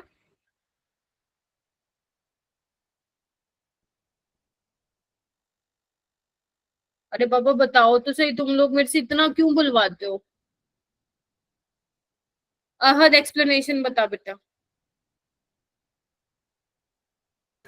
मैम जिसका ई नोट सबसे ज्यादा कम होगा मतलब नेगेटिव में होगा, मतलब वो रिड्यूसिंग एजेंट सबसे ज्यादा होगा, है ना? हाँ, सिंपल सी बात है। याद है वो दो मैंने लिखवाए थे कि अगर मैं बात करूं रिडक्शन पोटेंशियल की, वो डायरेक्टली, तुम लोग बोलते नहीं हो ना, मेरे को बहुत बुरा लगता है भाई, ऐसे मत किया करो तुम लोग। मेरे को कभी भी आंसर से लेना देना होता ही नहीं है भाई। आंसर तो मैं अभी गूगल पे टाइप करूं, मुझे मालूम पड़ जाएगा। आई वॉन्ट अप्रोच क्या आपकी, पेपर में अप्रोच, अप्रोच ही नहीं कर पाओगे क्वेश्चन का आंसर कहाँ से निकालोगे? आंसर तो निकल जाएगा गूगल से, टेस्ट के टाइम भी निकल जाता होगा तुम लोगों से, है ना? Reduction potential is directly proportional to oxidizing power. और एक मैंने बताया था, ऑक्सीडेशन पोटेंशियल जितना ज्यादा होगा उतना ही वो स्ट्रॉन्ग रिड्यूसिंग एजेंट होगा, यानी कि रिड्यूसिंग पावर भी बोल दो उसकी, इतनी ज्यादा होगी। तो आपको रिड्यूसिंग पावर बतानी है। मैं हमेशा कहती हूँ पहले रिडक्शन पोटेंशियल का ऑर्डर लगा लो। तो यहाँ पे देखो क्या है, सबसे ज्यादा रिडक्शन पोटेंशियल किसका है? 1.09, ये तो सबसे पीछे आने वाला है। और देखो एक ही ऐसा ऑप्शन है। फिर उसके बाद आयरन आने वाला है, फिर उसके बाद एल्यूमिनियम आएगा, यानी कि एल्यूमिनियम अपने आप को क्या करना चाहेगा? ऑक्सीडाइज करना चाहेगा, और जो खुद को ऑक्सीडाइज करना चाहता है वो उतना ही बेटर रिड्यूसिंग एजेंट होता है ना? याद करो, बताया था ना मैं इलेक्ट्रोकेमिकल सीरीज में, जो हाइड्रोजन के नीचे वाले थे अपने एनसीईआरटी के अकॉर्डिंग, उनका नेगेटिव में था रिडक्शन पोटेंशियल। और जनरली वो, अगर आपने नोटिस किया होगा, लिथियम था, सोडियम, पोटेशियम, मैग्नीशियम, एल्यूमिनियम था, है ना? तो काफी अच्छे मेटल्स हैं। समझ में आई? तो इसका आंसर क्या होगा? बी होगा। कर लोगे ऐसे क्वेश्चन, आएंगे बेटा पेपर में ये। Yes ma'am. यस। वहां पे गलत करा कहोगे मैम हमें तो आया ही नहीं समझ में। चलो एक और क्वेश्चन करो, इसी पे ही बेस्ड।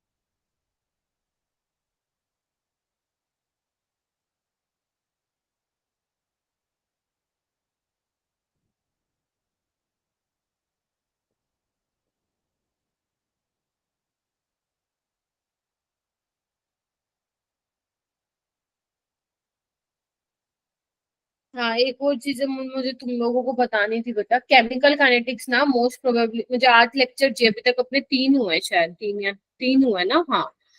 तो मोस्ट प्रोबेबली इस वीक हो जाएगा, नहीं तो नेक्स्ट वीक के स्टार्टिंग में, मतलब हो जाएगा 1-2 दिन में। उसके बाद आप लोगों की स्टार्ट होगी इनऑर्गेनिक। मैं आप सबको बता रही हूँ बेटा, इनऑर्गेनिक वाला जो टाइम पीरियड तुम लोगों का चलेगा ना, लगभग 1 महीने का, 1 मंथ लगेगा, 1 से 1.5 मंथ, ठीक है। इस वाले टाइम को अपने 11th में जरूर यूटिलाइज करना, क्योंकि वहां पे न्यूमेरिकल्स नहीं होंगे, थ्योरेटिकल होंगे, और ऐसे जो क्वेश्चन होते हैं इनऑर्गेनिक में, माना जाता है कि जेई में स्कोरिंग होती है इनऑर्गेनिक, ठीक है। तो आप लोग जितना क्लास में कराया जाएगा ना, उतना भी कर लेंगे तो आप बहुत अच्छा स्कोर कर पाएंगे, ठीक है। तो ये वाले टाइम को यूटिलाइज करना है आपको 11th में। जो यहाँ पे आप लोगों का टाइम बचेगा ना, डेफिनेटली बचेगा, क्योंकि न्यूमेरिकल नहीं है। तो आप जो 11th में तुम लोगों का वीक है ना, लाइक ऑर्गेनिक हो गया या कोई और चैप्टर है लेट्स से, उसको निपटा लेना। स्ट्रक्चर ऑफ एटम से 2-2 क्वेश्चन आ रहे हैं हर शिफ्ट में, उसको निपटाना है ना। जीओसी से बेसिक क्वेश्चन पूछे हैं वैसे 2024 में से, तो वैसे तो अच्छे लेवल के क्वेश्चन बन रहे हैं, उसको निपटाओ, ठीक है। तो ये टाइम को बहुत अच्छे से तुम्हें यूटिलाइज करना है, जो तुम्हारा 1.5 महीने का टाइम होगा। सबको बोल रही हूँ A to Z, क्योंकि उसके बाद, क्योंकि एक बार ऑर्गेनिक तुम्हारी चालू हो गई ना, मैं सच बता रही हूँ, तो इतने क्वेश्चंस मिलेंगे ना घर से करने के लिए, और लेवल क्योंकि जेई में ऑर्गेनिक का थोड़ा ज्यादा ही रहता है, तो तुम्हें कोई और मतलब लाइक 11th का करने का वो टाइम नहीं मिलेगा। तो इसलिए कह रही हूँ कि ये वाला टाइम प्लीज इसको अच्छे से यूटिलाइज करना, अगर तुम चाहते हो कि जनवरी में ही फोड़ आए हम लोग। चलो बताओ, इस क्वेश्चन का आंसर बताओ मेरे को सारे, कैसे करना है? Ma'am A option. कैसे होगा मेरा बेटा ये ऑप्शन? मैम जब इंक्रीज होगी वोल्टेज तो उसके साथ साथ रिड्यूसिंग पावर भी इंक्रीज होगी, यानी उतनी आसानी से रिड्यूस होएंगे, तो फिर ए की सबसे ज्यादा होगी, फिर एच जी, फिर सी और एम जी।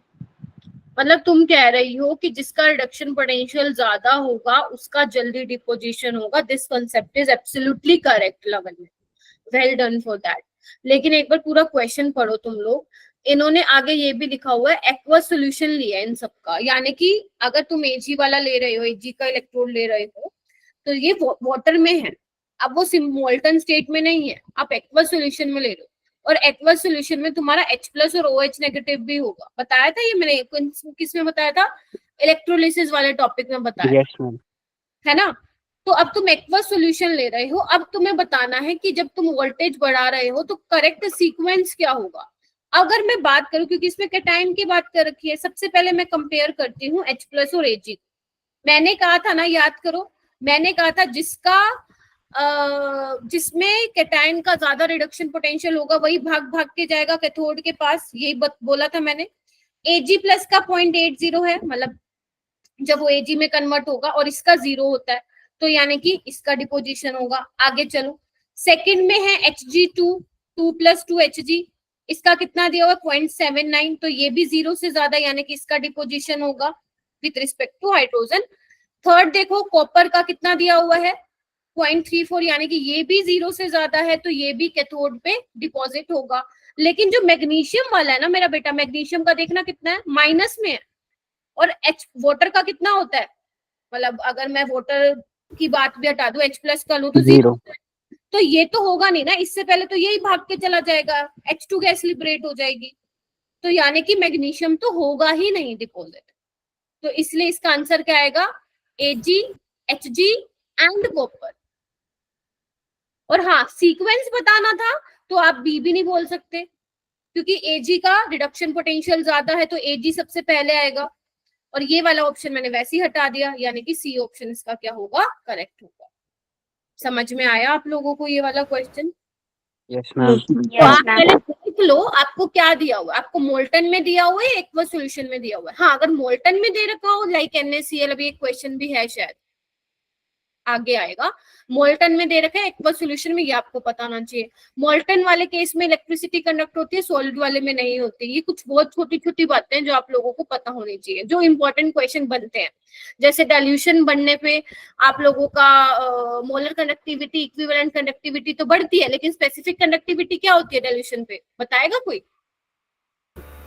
डिक्रीज होती है। डिक्रीज होती है। आपका डिक्रीज होता है, क्योंकि number of ions per unit volume decrease होते हैं। तो ये कुछ बहुत ही स्टैंडर्ड क्वेश्चंस हैं जो हर बार एग्जामिनर अपने पेपर में डालने की कोशिश करता है। तो इसीलिए कह रही हूँ बेसिक्स को मत छोड़ना, एक ये वाला क्वेश्चन करो। चलो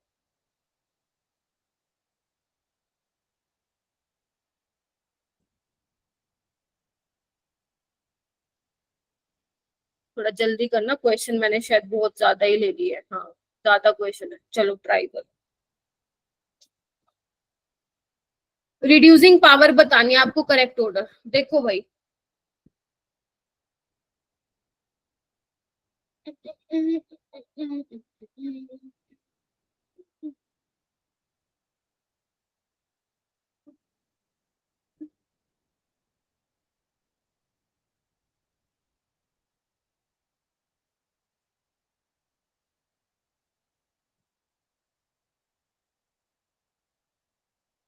मैम ए। ए ठीक है, बाकी एक बार देखो ए ही आ रहा है क्या, पहले देख लो सारे, क्योंकि कई बार क्या होता है ना, कोई अगर जल्दी क्वेश्चन बता देता है तो उतना हम सोच नहीं पाते हैं, इसलिए कहते हैं हैंड रेस किया करो। एक बार बाकी भी देख लो, चेक करो। अब आप लोग ये नहीं कि सिर्फ ए को देखेंगे, आप सारे ऑप्शंस को देखिए, हो सकता है आपको कुछ और लग रहा हो। हाँ क्रिश। मैम ए ऑप्शन है। ए है, ठीक है। रिड्यूसिंग पावर मतलब जो दूसरों को रिड्यूस करेगा और खुद को ऑक्सीडाइज करेगा। तो खुद को ऑक्सीडाइज कौन करेगा, Mn2+ करने वाला है, क्रोमियम +3 करने वाला है, Cl नेगेटिव करेगा एंड क्रोमियम करेगा। अब आपको ये देख लो सबसे कम किसका है रिडक्शन पोटेंशियल, तो सबसे कम इसका, यानी कि क्रोमियम का सबसे ज्यादा होगा रिड्यूसिंग पावर। उसके बाद किसका होगा, क्रोमियम +3 का होगा, उसके बाद Cl नेगेटिव का होगा, और लास्ट में Mn2+ का। क्योंकि आपको बताना है कौन खुद को ऑक्सीडाइज करवाएगा जल्दी, तो ऑब्वियस ही बात है ना, क्रोमियम खुद को ऑक्सीडाइज कराने वाला है क्रोमियम 3+ में, ये +6 में जाएगा, ये Cl2 में जाएगा, और ये +7 में जाएगा। ठीक है जी, समझ में आया। अच्छा मान लो अगर मैं इस क्वेश्चन को चेंज कर देती, अगर मैं बोलती ऑक्सीडाइजिंग पावर, तो तुम लोगों का क्या ऑर्डर होता फिर, तो सबसे ज्यादा ऑर्डर रिवर्स हो जाती है। MnO4 नेगेटिव का सबसे ज्यादा होता, क्योंकि वो खुद को रिड्यूस करता, और खुद को रिड्यूस कौन करेगा, +7 से +2 में ही जाएगा वो। फिर उसके बाद कौन होता तुम लोगों का, Cl2 वाला होता, फिर उसके बाद डाइक्रोमेट होता, फिर उसके बाद क्या आता तुम्हारा क्रोमियम +3। ठीक है, ये आपका हो जाता जब वो आपसे पूछता ऑक्सीडाइजिंग पावर। ठीक है, चलो फिलहाल के लिए इसका according to this question A option would be correct. Okay, ये वाला क्वेश्चन कीजिए।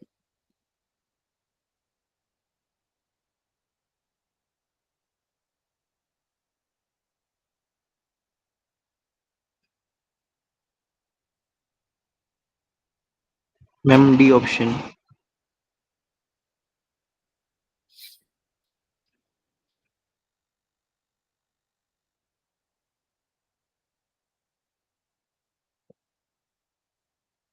बी, अच्छा ठीक है। भाई सेम, जो दूसरों को रिड्यूस करेगा और खुद को ऑक्सीडाइज करेगा। तो बताओ भाई सबसे कम रिडक्शन पोटेंशियल किसका है, सबसे बी कम का। बी का है क्या सी का है, सी। मैम बी का है सबसे कम।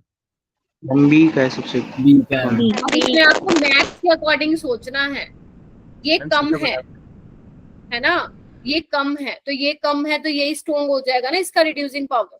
तो बी का सबसे ज्यादा होगा, फिर सी का होगा, फिर ए का होगा, हाँ या ना। यस। तो ऑप्शन क्या आने वाला है, फोर्थ आने वाला, सेकंड नहीं आएगा। तो इसको उसकी तरह मत लेना कि -3 नेगेटिव में बड़ा है, नहीं, जो आप सिंपल मैथ्स में कंसिडर करते हो वही इसमें कंसिडर करोगे। ठीक है, तो सबसे मैम मैंने भी डी बोला था। क्या बोला था तुमने, डी ऑप्शन बोला था मैम। अच्छा हाँ फोर्थ ऑप्शन है, हाँ ठीक है। चलूं आगे, यस मैम। Yes ma'am. चलो ये वाला क्वेश्चन,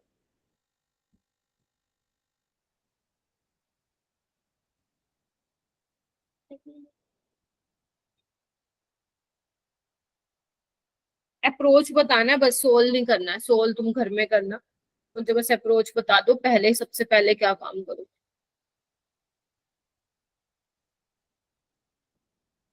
इक्वेशंस लिखेंगे, फिर G3 वाले फॉर्मूले से होगा। पहचाने सारे। कॉपर जो लिखा हुआ है पहले उसको पकड़ लो। कॉपर 2+ से मुझे दिख रहा है कॉपर में जा रहा है, यानी कि 2 इलेक्ट्रॉन ले रहा होगा ये। ठीक है भाई, 0.34 है। कॉपर +1 किस में जा रहा है, कॉपर में जा रहा है। कितने इलेक्ट्रॉन एक्सेप्ट करेगा, एक करेगा। कितना दिया हुआ, 0.52।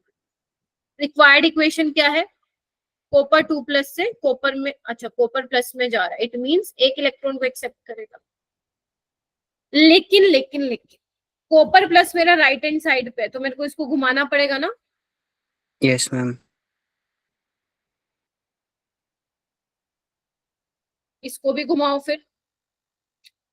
तो यानी कि फर्स्ट इक्वेशन और सेकेंड इक्वेशन को जब तुम ऐड करोगे तो you will get your third equation. तो यानी कि अब देखो नंबर ऑफ इलेक्ट्रॉन्स क्या है यहाँ पे, फाइनल इक्वेशन में तुम्हें कुछ ना कुछ दिखाई दे रहे हैं। तो यानी कि वो मत कर देना ई नोट राइट माइनस, इसको ऐड मत कर देना 0.34 माइनस 0.522 को, गलत आएगा आंसर, बिल्कुल गलत आएगा। डेल्टा G3 वाले फॉर्मूले से जाओगे।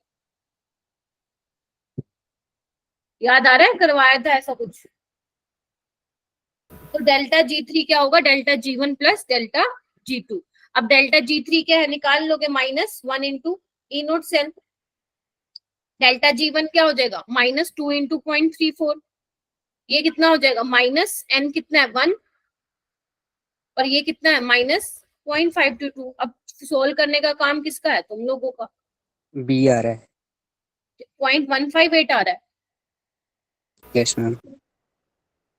तुम बोल रहे हो तो मैं लगा रही हूँ, बाकी आंसर मेरे पास इसका नहीं है, बट यस अप्रोच यही होगा। ठीक है, तो काफी अच्छे क्वेश्चन है ये वाले। एक दो क्वेश्चन मैंने क्लास में भी करवाए थे, तो वो मैंने नहीं लिए। ठीक है, उसको इस तरीके से अप्रोच करना है। कब कब डेल्टा G वाला लगाना है, कब कब वो वाला लगवाना है जिसमें तुम डायरेक्ट ऐड माइनस कर देते हो, ध्यान रखना है इस चीज का। ठीक है, जब फाइनल इक्वेशन में नेट इलेक्ट्रॉन का वो चेंज दिखा रहे हैं तो तुम डायरेक्ट नहीं कर सकते उसको, तुम्हें डेल्टा G वाले फॉर्मूले से ही जाना पड़ेगा। ठीक है, ये क्वेश्चन संभालो। हैंड रेस करना, आंसर मत बताना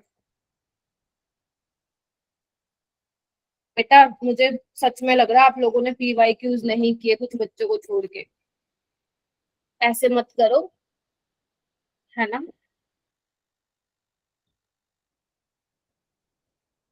अभी तो तीसरा चैप्टर चल रहा है, और शायद मैं जितना स्लो पढ़ाती हूँ ना कोई और टीचर नहीं पढ़ाता होगा, मैं बहुत स्लो पढ़ाती हूँ। तो आपको अच्छा खासा टाइम मिल जाना चाहिए प्रैक्टिस का, क्योंकि एक एक टाइम पे होगा कि पेस बढ़ाऊंगी मैं फिर।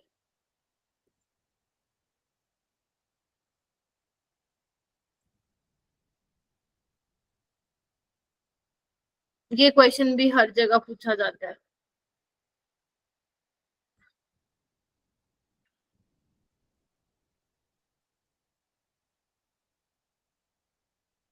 इसमें मेन बस मुझे तुम लोग ये बता दो एन फैक्टर क्या होगा।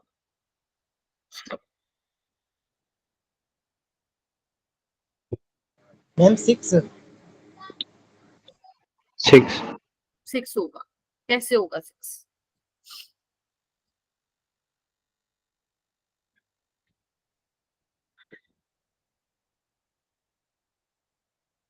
इधर देखो एल्यूमिनियम +3 में इधर 0 है, नेट चेंज कितना आ रहा है 3 का, लेकिन टोटल एल्यूमिनियम कितना है 4/3 है ना।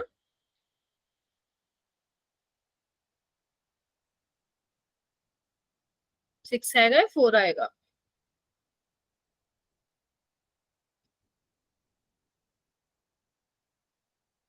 क्या कैसे निकाला तुम लोगों ने, 6 रट रखा था क्या?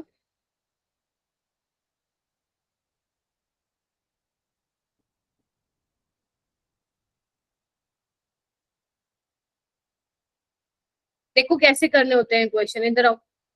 जब तुम्हें एन फैक्टर का नहीं अंदाजा लग रहा है ना, ये वैसे तुम्हें रिडॉक्स रिएक्शन में पढ़ाया जाता है, तो तुम ना किसी एक चीज को पकड़ लो। जैसे अगर मैं यहाँ पे बात करूं, मेरा बेटा 2/3 Al2O3 है, ठीक है, 4/3 Al में चेंज हो रहा है यहाँ पे। तो मुझे यहाँ पे दिख रहा है एल्यूमिनियम की +3 ऑक्सीडेशन स्टेट है, निकाल के देख लो 2x - 6, और यहाँ पे 0 है। तो आप ये बताओ जो नेट चेंज आ रहा है वो कितने का आ रहा है, 3 का आ रहा है। यही तो निकालते हो ना। लेकिन वो एक एल्यूमिनियम के लिए आ रहा है, तुम्हारे पास कितना है, 4/3 एल्यूमिनियम है, यस और नो? तो मल्टीप्लाई करोगे ना 3 से, कितना आ रहा है इसका आंसर? अब निकाल दो, डेल्टा जी नोट क्या हो जाएगा, -E-N E nought cell into Faraday. ठीक है, डेल्टा जी कितना दिया हुआ है, ध्यान से देखो, किलो जूल में है, लेकिन तुम्हें जूल में करना पड़ेगा, चेंज करना ही पड़ेगा, वरना ई सेल नहीं आने वाला है वोल्ट में। और -4 इंटू ये तो तुम्हें निकालना है, इसको x मान लो। और फेराडे कितना है तुम लोगों का, 96500। अब तुम मुझे बताओ कितना आ रहा है ये, इसका आंसर माइनस में आ रहा होगा, बट यहाँ पे माइनस में हमारे पास कोई ऑप्शन में ही नहीं है, तो फिर हमें क्वेश्चन के अकॉर्डिंग ही चलना पड़ेगा। तो कितना आ रहा है इसको सॉल्व करने पे, एक बार मुझे बताओगे? सी ऑप्शन, कितना आ रहा है? बी, सी ऑप्शन, सी 2.5। 2.5 आ रहा है क्या इसको सॉल्व करने पे? एक बार बाकी बच्चे भी देख लीजिए, मैं एक बार कैलकुलेट कर लेती हूँ इसको।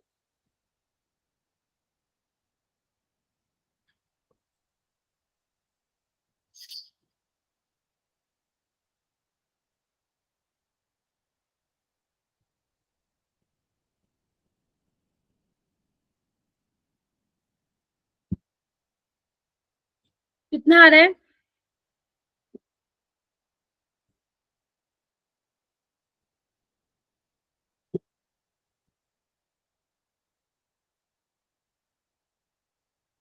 टू 2.4 समथिंग आ रहा होगा, 2.5 होगा इसका आंसर। देख रहे हो, ये क्वेश्चन बहुत इंपॉर्टेंट है भाई, हो जाएगा। एन फैक्टर आप कैसे निकालते हैं बेटा, रिएक्टेंट की ऑक्सीडेशन स्टेट, ठीक है, माइनस प्रोडक्ट की ऑक्सीडेशन स्टेट, इनटू इनटू कितने रिएक्टेंट के मोल है, मतलब जिसके आप निकाल रहे हो कितना है वो प्रेजेंट रिएक्टेंट की साइड पे, उससे मल्टीप्लाई करना होता है, तो आपका फाइनली एन फैक्टर निकल के आ जाता है। जल्दी बताओ, हो जाएगा क्या ये question? Yes ma'am. Yes ma'am.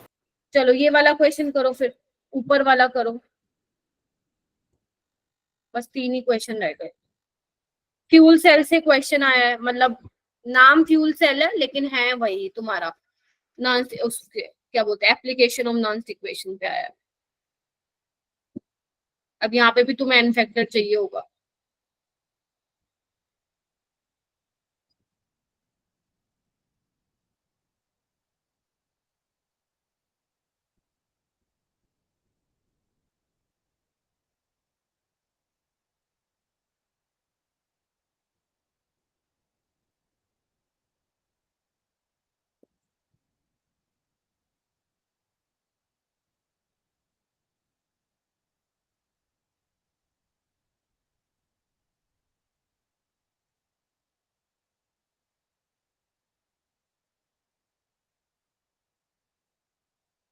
N factor कितना आ रहा है इसका,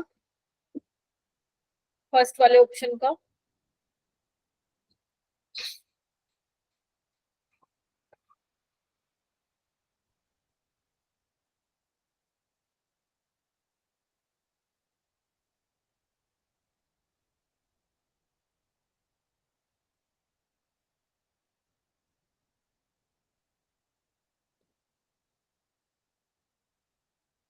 मैम 1। एन फैक्टर 1 है इसका, या 2 है? -4। Ma'am option 2। अच्छा, ऑप्शन 2, एन फैक्टर क्या आया है? 2। 2 आया है, कैसे आया एन फैक्टर 2? कौन सी इक्वेशन बनाई है तुम लोगों ने?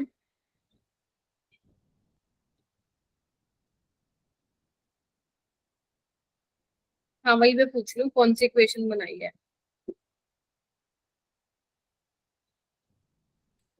ऑक्सीजन का निकाल लो ना सीधा यहाँ से। मैम 4 आया ma'am, N factor. N factor 4 आया, एन फैक्टर 2 होना चाहिए यार।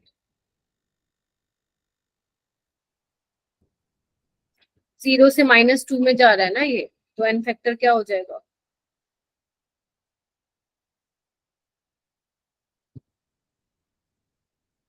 O2 के लिए निकाल रहे हो ना आप लोग, ऑक्सीजन के लिए निकाल रहे हो ना? तो एन फैक्टर 2 आ जाएगा इसमें। अब बताओ कितना आंसर आ रहा है? 2.46। निकाला तुम लोगों ने? कैसे निकाल? जिन बच्चों का 2.46 आंसर आया है उन लोगों ने एन फैक्टर कैसे निकालता है? एनसीईआरटी में देखी थी क्या रिएक्शन? वो ऑक्सीजन की रिएक्शन लिखी थी ऐसी। अच्छा, क्या लिखा था?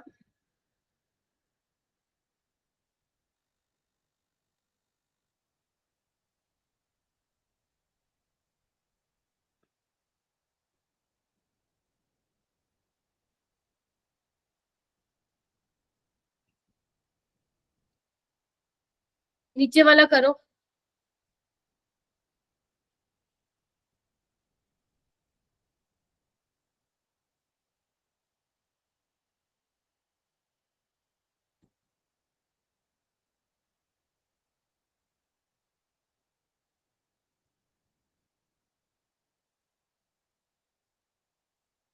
नीचे वाला करिए सारे।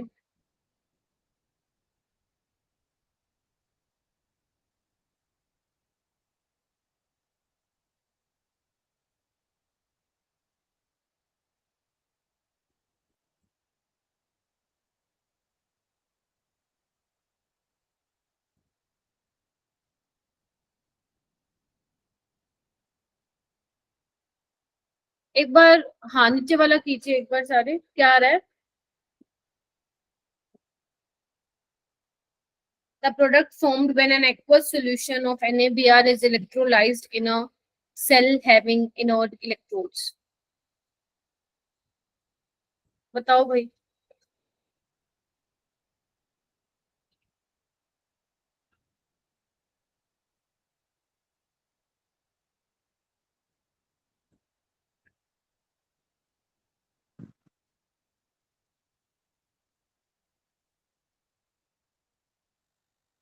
नहीं हुआ ये वाला? नीचे वाले में क्या दिक्कत आ गई भाई? एक्वा सॉल्यूशन पूछा है ना, NaCl का तो मैंने क्लास में करवाया ही है। बताओ।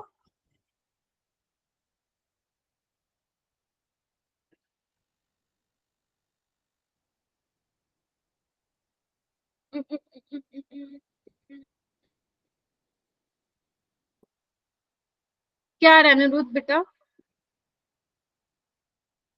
Ma'am option 3। ऑप्शन 3? भाई तुम लोग नहीं पढ़ रहे हो भाई, क्या करूं मैं तुम लोगों का? ऑप्शन 3 आएगा ना, NaBr एक्वस में, यानी कि Na प्लस होगा, Br नेगेटिव होगा, H प्लस होगा और OH नेगेटिव होगा। अब H प्लस का ज्यादा होगा है ना रिडक्शन पोटेंशियल, तो H2 मिल जाएगा कैथोड पे। Br नेगेटिव और OH नेगेटिव में से कौन भाग के जाएगा? Br नेगेटिव जाएगा, यानी कि Br2 आपका लिबरेट हो जाएगा। सॉल्यूशन में क्या बचेगा? Na और OH बनेगा। ये क्लास में करवाया हुआ है भाई, इससे बेसिक क्वेश्चन क्या ही पूछूं मैं तुम लोगों से। ठीक है हाँ, ठीक है हाँ। ये ऊपर वाले में ना इसका अभी जस्ट मैंने देखा, यहाँ पे 4 इलेक्ट्रॉन ही होना चाहिए बच्चों, क्योंकि जब आप रिएक्शन लिखोगे तो यहाँ पे वो है ना 4 वो है हाइड्रोजन, तो उस केस में तो फिर 4H प्लस ही आएंगे ना, और उसको बैलेंस करने के लिए 4 इलेक्ट्रॉन ही लगाने पड़ेंगे मुझे। देख रहे हो आप सब? 4 आई थिंक क्रिश तुमने ही बोला था मैम 4 इलेक्ट्रॉन आ रहा है, देख रहे हो आप? क्योंकि आपको Yes, जो ma'am. रिएक्शन दी हुई है उसमें 2H2 दिया हुआ है, तो अगर मान लो मैं सिंपल एक O2 की रिएक्शन लिखूं तो यहाँ पे 4 हाइड्रोजन है, तो अगर 4 हाइड्रोजन लेफ्ट हैंड साइड है, सॉरी राइट हैंड साइड है, तो मुझे लेफ्ट में 4H प्लस निकाल लगाने पड़ेंगे, और उसको बैलेंस करने के लिए मुझे 4 इलेक्ट्रॉन लगाने पड़ेंगे, तो इट मींस एन फैक्टर इसमें 4 आएगा ना कि 2 आएगा। तो जब आप 4 फैक्टर एन फैक्टर 4 निकालेंगे, उसको रख के सॉल्व करना, फिर देखना कितना आ रहा है तुम लोगों का आंसर। फिर भी 2 आ रहा है कि 1 आ रहा है, देख लेना एक बार। क्रिश क्या आ रहा था तुम्हारा आंसर? मैम आंसर निकाला नहीं, एन अच्छा, फैक्टर पे छोड़ आंसर दिया नहीं था। निकाल लेना। एन फैक्टर इसका 4 रहेगा। और आपकी जो एनसीईआरटी है, एनसीईआरटी में मैंने आप लोगों को शायद बोला भी था कि जो ये फ्यूल सेल वाली इक्वेशन है ना, वो प्लीज अच्छे से कर लेना। तो वो वहीं से ही आई, ऑप्शन ए आएगा। ठीक है, अगर आप एन फैक्टर 4 ले रहे हो तो then option A would be your correct. ध्यान रखना 2 नहीं लेना, 4 लेना। ठीक है, आगे चलिए, आगे करो ये वाला क्वेश्चन। देखो ये मैं करवा देती हूँ। इसमें क्या है, ये थोड़ा सा डिफरेंट क्वेश्चन है, हालांकि अभी जेई में आए हुए हैं ऐसे, लेकिन सेम इस टाइप का नहीं पूछा अभी तक, तो मैं बता देती हूँ। इसमें आपसे पूछा है कि consider the change in oxidation state of bromine corresponding to different EMF value as shown in the diagram. Latimer diagram से मैंने एक क्वेश्चन शायद क्लास में भी कराया था, लेकिन ये पूछ रहा है then the species undergoing disproportionation. Disproportionation में बेटा वही जाएगा जिसका ऑक्सीडेशन भी हो रहा है और रिडक्शन भी हो रहा है, लेकिन जो उस केस में आप ई सेल निकालोगे वो आपका पॉजिटिव आना चाहिए। फिर समझ रहे हो, डिस्प्रोपोर्शनेशन रिएक्शन में क्या होता है, अगर सेम स्पीसीज का ऑक्सीडेशन भी हो रहा है रिडक्शन भी हो रहा है तो वो डिस्प्रोपोर्शनेशन रिएक्शन दिखाता है। अब यहाँ पे अगर आप नोटिस कर रहे हो तो ये आपको चार ऑप्शन दिए होंगे। तो अगर मैं सबसे पहले HBRO पकड़ूं, ध्यान से देखना मेरा बेटा, HBRO में अगर तुम ब्रोमीन की ऑक्सीडेशन स्टेट निकालोगे तो कितनी आ रही है, +1 + x - 2, कितनी आ रही है, +1 आ रही है, बोलो हाँ या ना। ठीक है, ठीक है। अगर मैं Br2 पे जा रही हूँ, Br2 का 0 है।